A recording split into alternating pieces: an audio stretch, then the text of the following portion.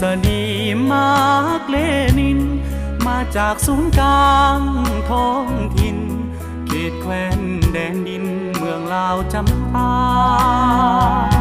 ครบถ้วนเงื่อนไขระเบียบภายในแห่งการศึกษาทำเฮียนดีตลอดมาสมนามว่าทฤษฎีมาร์กเลนินเหล่านักเรียนดีห้องทฤษฎีใส่ใจห้ำเฮียนพ้องพากันภาคเพียรตั้งใจห้ำเฮียนบ่ได้ดูหมิ่นยุ่งยากอดทนคนทั่วเลื่อยไปบ่ได้หยุดสิ้นทฤษฎีมาร์กเลนินเข้าใจทั้งสิ้นที่ครูสอนมาเพียงผู้การศึกษาระเบียบกีฬาบ่ได้แงะอ่อนการบันเทิงบ่ได้หยุดหย่อน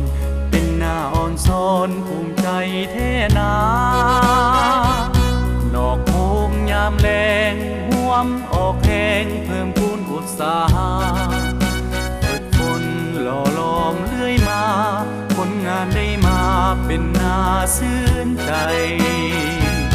เหล่านักเรียนดีมีหน้าอับใบ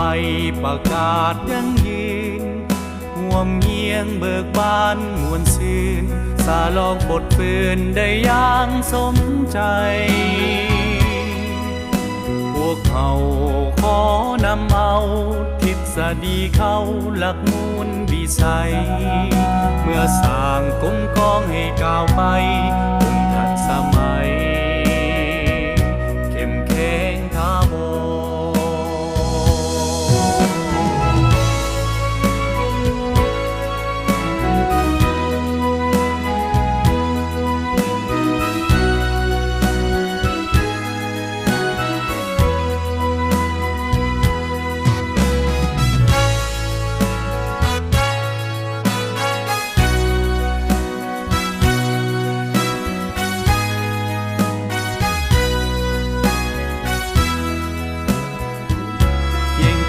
รศึกษาระเบียบกีฬาบ่ได้แงะอ่อน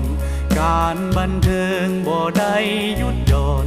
เป็นหน้าอ่อนซ้อนภูมิใจแท้นา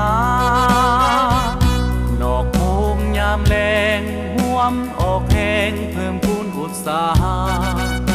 ฝึกฝนหล่อหลอมเรื่อยมาผลงานได้มาเป็นน่าชื่นใจเหล่านักเรียนดีมีหน้าอับใบประกาศยั่งยืนห่วมเยียงเบิกบานมวลซื่นสาลองบทฝืนได้อย่างสมใจพวกเขาขอนำเอาทฤษฎีเข้าหลักมูลวิสัยเมื่อสร้างกลมกองให้ก้าวไปองค์ทันสมัยเข้มแข็งถาวรพวกเขาหากมีเงื่อนไขสิคงต่าวแดนสีวิไล